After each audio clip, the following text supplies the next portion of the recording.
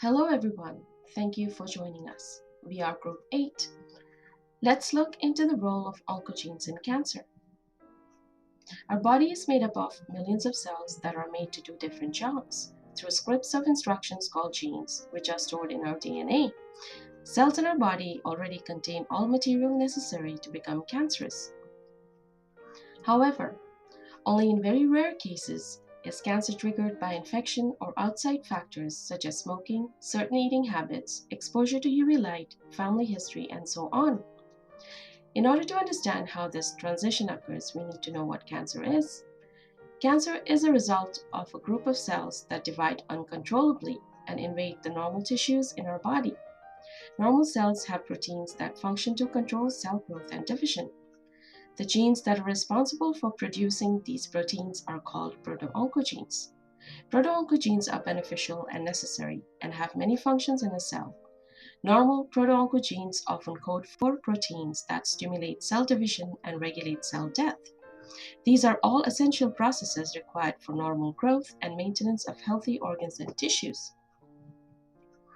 However, when a normal proto-oncogene crosses over to oncogene status through a transformation that usually occurs as a result of mutation. We all know that mutations are bad news, but did you know that mutations are relatively common events and can occur as a result of environmental carcinogens such as UV light, but also due to mistakes that are made by our cells' DNA replication machinery. This increases the production of the proteins, thereby leading to unregulated cell division, slower cell differentiation, or increased cell death, leading to cancer. In other words, the synthesis of proteins that stimulate cell division becomes excessive and uncontrolled.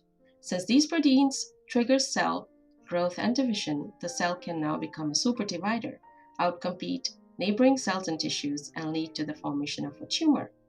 To give a simple analogy of the oncogene is to think of it like this. Think of a dam that flows constantly on a natural gradient. This can be seen as the natural acceleration of the proteins in a cell.